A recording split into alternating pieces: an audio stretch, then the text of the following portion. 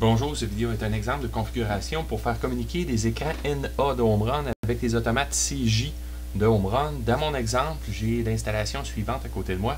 Donc, sur un réseau Ethernet, j'ai un automate à l'adresse IP 192.168.250.20.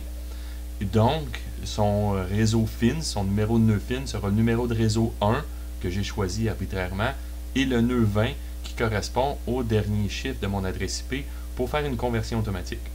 Du côté NA, j'ai la même chose, son adresse IP finit avec le 2.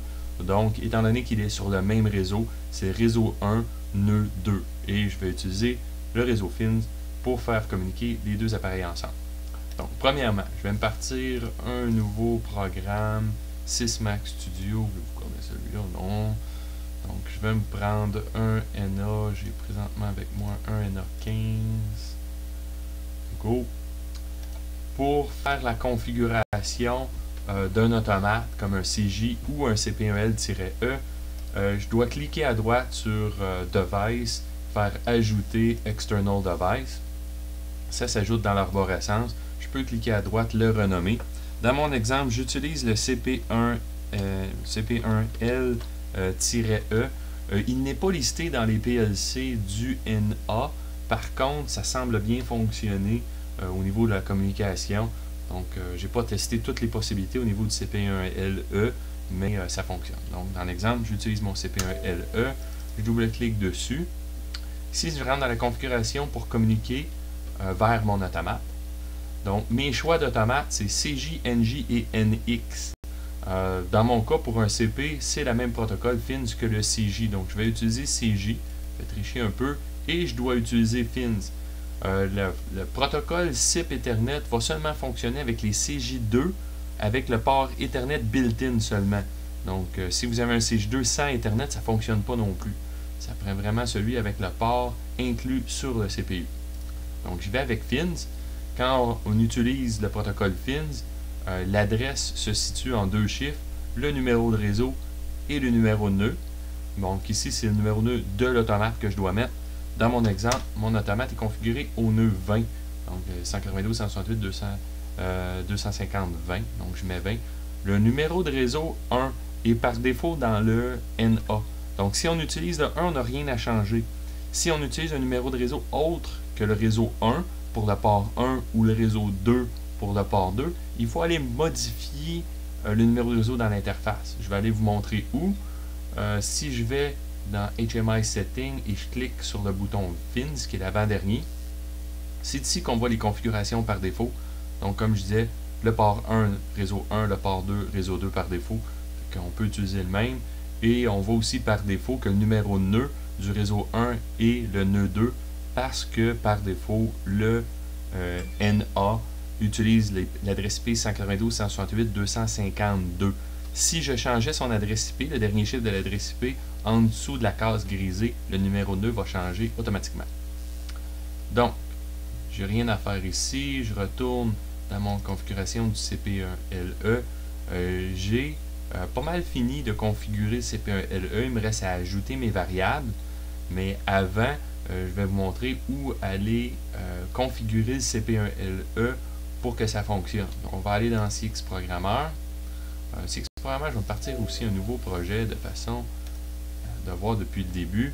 Donc, j'utilise le CP1L-E et en Ethernet, l'adresse que j'utilise, c'est la 20 présentement qui est ici. Je fais OK, je vais me connecter. Bon, je suis connecté, je suis en mode programme, donc c'est correct. Si je vais dans les paramètres de mon automate et je vais au dernier onglet, Built-in Ethernet, je fais Option From, on voit mon adresse IP qui est correcte ici, qui finit par 20, et le nœud FINS qui est à 20. Donc, ceci doit correspondre, et c'est les configurations que j'ai mis dans mon NA précédemment. Où on met l'adresse maintenant du réseau, s'il faut le dire au CP1L-E, quel numéro réseau est sur son port. Par défaut, il n'y a aucune configuration de nœud de réseau sur le port du CP1L-E et sur les CJ non plus. Là. Donc, il faut aller leur dire. Pour ça, on doit aller dans le menu Tool, Network Settings. Ça part le logiciel CX Integrator. Et la première chose que CX Integrator nous demande de faire, bon, c'est de faire la routing table, la table de cheminement. C'est exactement ce qu'on cherche, donc je clique dessus. Ensuite, je dois trouver le port Ethernet built-in. Donc, sur un CP1LE, c'est lui ici. Si j'avais un CJ, il y a un numéro d'unité sur les cartes Ethernet. Le numéro d'unité, c'est un interrupteur rotatif en façade de la carte ou sur le CPU. Bien, ce numéro va correspondre à un de ces chiffres ici. Dans le cas du CP1LE, je n'ai pas d'unité, c'est vraiment l'unité 250 qui est le built-in Ethernet port. Donc, pour ajouter le numéro de réseau, je clique à droite, je clique sur Insérer et je dois lui mettre le réseau. Le premier qui arrive par défaut, c'est le réseau 1. Je dis OK. Donc 250, réseau 1. Ensuite, dans le menu Options, on fait transfert vers le PLC pour que l'automate prenne ça en compte. Donc j'avais déjà le réseau 1, je n'ai pas besoin de redémarrer mon CP1L, mais si vous venez de downloader, de transférer des nouveaux paramètres, ne pas oublier d'éteindre et de rallumer le CP1LE pour qu'il prenne les modifications en mémoire, en compte. Donc je ferme maintenant CX Integrator. OK. Fermer CX Integrator et ne pas sauvegarder mon projet comme ça. Je vais retourner dans CX Programmer, pas de problème. Je reviens ici. Ici, c'est fait. Bon, dans CX Programmer, maintenant, qu'est-ce que je recommande fortement, c'est de créer des tags qui vont être utilisés. On peut y aller directement par adresse, mais si on y va par adresse et un jour plus tard, on fait du dépannage, du troubleshooting, et des valeurs se modifient par eux-mêmes et on ne sait pas d'où ça provient, ça peut provenir d'écran. Puis c'est difficile de trouver la provenance dans CX Programmer. Donc l'avantage d'aller dans les symboles, de s'insérer un nouveau symbole, je dois être offline, de s'insérer un nouveau symbole, c'est que je peux mettre un préfixe sur le nom, comme NA, puis d'aller chercher ensuite un registre, on va dire statut X. Et je vais donner l'adresse que je veux, on va dire que c'est W0.00. Je peux en ajouter plusieurs, en faire autant ce que je veux. Si tous mes préfixes, toutes mes variables commencent, le nom des variables commencent par NA, je peux les mettre en ordre alphabétique et toutes les prendre. Je dois les sélectionner et ensuite je peux faire, cliquer à droite, copie, m'en aller dans Sysmax Studio, cliquer à droite, coller. C'est la façon que j'ai trouvé la plus utile de transférer les variables. Comme de raison, je peux les taper manuellement et donner l'adresse ici. Ça fonctionne aussi. Il y a l'outil d'importation. L'outil d'importation passe à travers un chiffrier Excel. Et dans Excel, on doit modifier les colonnes pour faire correspondre les colonnes à celles-ci dans Sysmax Studio. Je trouve un petit peu moins utile. Donc directement le cut and paste, c'est l'idéal. Une fois que ça c'est fait, la configuration de communication est finie. On doit maintenant configurer normalement le NA, même quand on a de la même façon que si on avait un NJ. Ce qui veut dire, la prochaine étape, c'est de créer des variables dans mon logiciel Sysmax Studio pour le NA.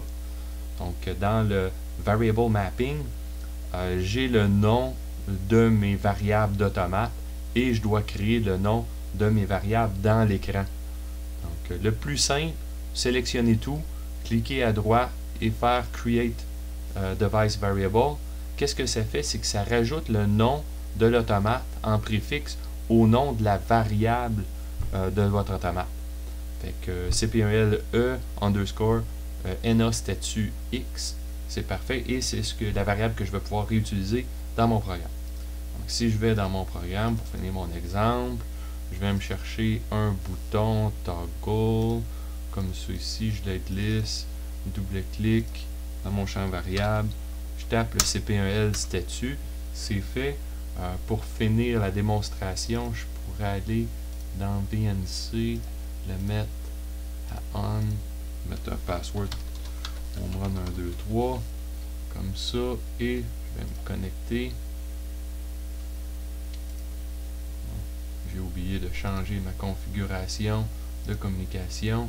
Je vais me connecter, je vais me mettre à Internet. Moi, c'est présentement par défaut 192.168.252. Je vais tester, tout est OK. Donc, je vais me connecter. Je vais transférer mon programme dans le NA. Transfert bye, ça va prendre quelques secondes, le temps que le programme se transfère et que le NA finisse son cycle d'alimentation.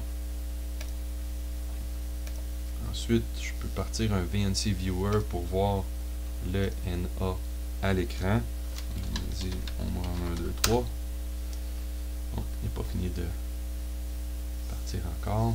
Donc, j'ai mon bouton Toggle. Est-ce que je peux le mettre moins grand comme ça ici?